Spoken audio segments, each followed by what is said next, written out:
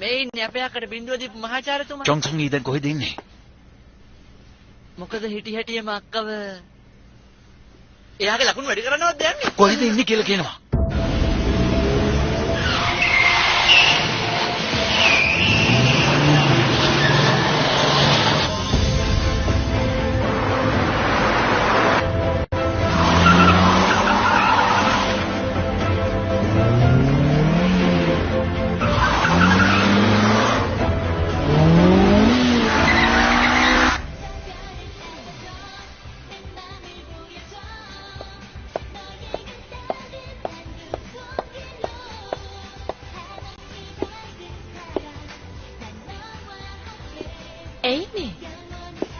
ඔයාගේ මූණට මොනවාරි වුණාද?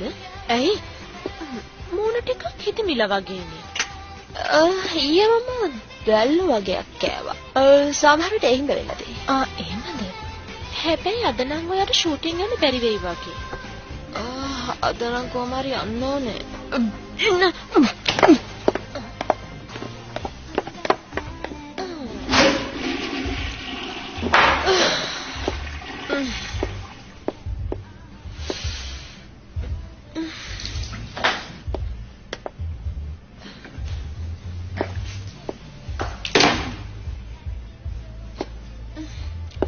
ගොඩක් කාලෙකින් දැක්කේ. ඒයි.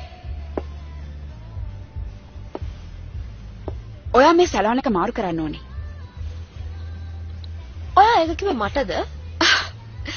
ඔය තරම්ම මෝඩයිද කියන දේ තේරුම් ගන්න බැරි. මෙතන මට කතා කරන්න තව කවුද ඉන්නේ? ඒත් ඇයි මම සැලෝන් එක මාරු කරන්නේ? ඔයාව හම්බුනහම මගේ හිත සවුත්තු වෙන හින්දා. ඔය මූණ දකින්න මං ආස නැහැ. මටත් එහෙමනේ. ඔයා සැලෝන් එක මාරු කරගත්තොත් නරකද? Tamante වඩා සීනියර් කෙනෙක් දෙයක් කිව්වහම මේක පිළිගන්නවා. ඔයා මට වඩා වයසින් වැඩි වෙන්න පුළුවන්. හැබැයි මම කියන්න තියෙන දේ කෙලින් කියනවා. ඔයා වයසින් වැඩි වුණාට මමයි සීනියර්. මොකක්? මට අවුරුදු 15 ඉඳන් අවුරුදු 12ක් මේ වෙනකන් රඟපාලා තියෙනවා. ඔයා රඟපාන්න නම් අවුරුදු 4යි. අවුරුදු 4ක් රඟපාපු ඔයාද 12ක් රඟපාපු මමද වැඩි සීනියර්? ඔයාට වැඩි බලයක් තියෙන්න පුළුවන්. හැබැයි වැඩි හැකියාව තියෙන්නේ මල් ළඟ. ඒ හින්දා වෙන්නේ නැති එහෙනම් ඔය ස්පෙෂල් ප්‍රෝග්‍රෑම් එක කරන්න බාර අරගෙන තියෙන්නේ. ඒක මමයි කරන්න හිටියේ කියලා දැනගත්තු නිසාද? ඔව්. කොහොමද දැනගත්තේ? ඔයා හිතනවද මම පහත් කෙනෙක් කියලා? අනේ නෑ. උස් පහත්කමට වඩා මිනිස්සු ක්‍රියා කරන විදිහෙන් තමයි මං එයාලා මැනගන්නේ. ඔයා මං ගැන මොනවා හිතන් හිටියත් එක දෙයක් මං ගැන දැනගන්න. ඔයාට වැඩිය මම දක්ෂයි. ඇත්තද? අනන්තින් පියුමා ඇවිදින් මිනිස්සු ඔයා ගැන ගොඩාක් කතා වෙනවා. ඔයාට කරන්න පුළුවන් සින්ඩරෙල්ලා වගේ සුරංගනා කතා විතරයි කියලා. ඔයා ඉතින් තෝරගන්නෙත් ඒවා විතරයිනේ. මගේ මේ කනට ඇහිලා තියෙන ඔයා තෝරගන්න ගොඩාක් ඩ්‍රාමා අසාර්ථකයි කියලා. ඉතින් මොකද?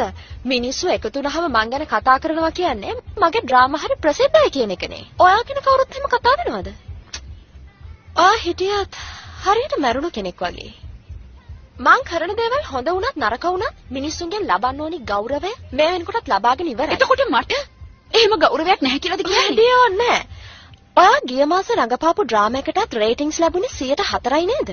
ඒ කියන්නේ ඒක අසාර්ථකයි. ඔයා ලොකුවට සෑහෙන දුක් වුණානේ. එයාගේ තේරීම ගැන. ආයිත් මං ඔයාට අවස්ථාවක් ලැබෙන එකක් නෑ. සැලෝන් එකක් වතාවගත්තොත් හොඳ නැද්ද? ඒයි මම ඔයාට මට තව දෙයක් කියන්න තියෙනවා. ඔයා මං ගැන බොරු කටකතා පතුරවන්න ගොඩක් මහන්සි වුණා කියලාත් මට දැනගන්න ලැබුණා. මගේ කීර්ති නාමයට හානි කරන්න හදනවා කියලා මං ඔයාට නඩු දාන්නත් ලෑස්ති වුණා. ඒක ඔයා දන්නවද? දැන්වත් ඔය වැඩේ නවත්තනවා.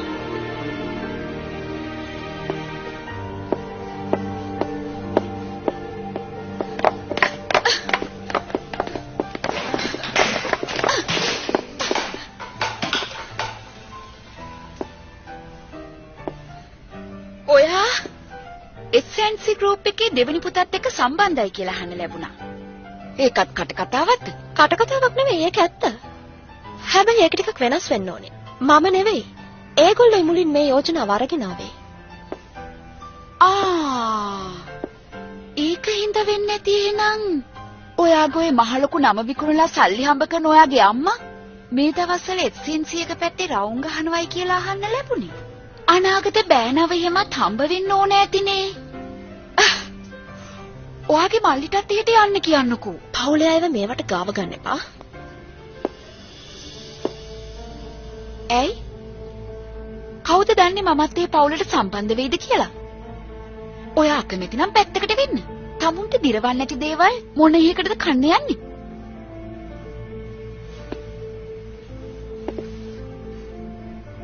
කන්න බැරිකම නෙමෙයි කන්නේ නැතිකම. මං කන්න අකමැති දේවල් එකපාරට විසි කරලා දාන්න කලින් මං බලනවා සතෙක් හරි ඒ දේවල් කන්න ඉන්නවද කියලා. ඔයාට හොඳයි නම් ඒ දේවල් අරන් කන්න. මොනවා?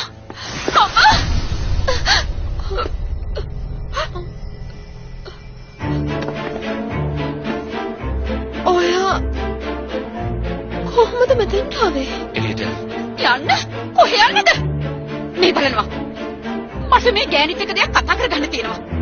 මෙතන පැත්තට පලින්න නැතුව මෙතනින් පිට වෙනවා.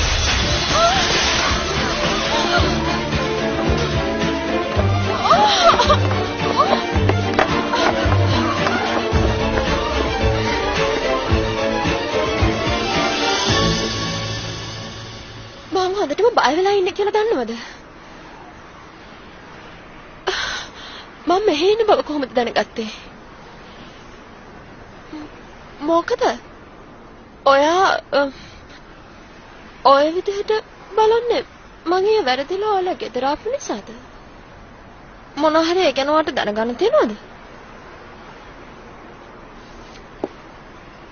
වැරද්දක් උනේ. එහෙම වෙන්න පුළුවන් නේ?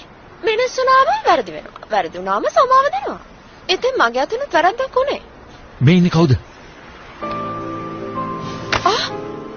කාගෙන් හරි මගේ ෆොටෝ බලන්නේ. ඒ කවුද? මං උත්තර දෙන්න ඕනේද? මොනවද මේ කරන්න හදන්නේ? පිස්සු හැදිලාද? ඔයා කවුද?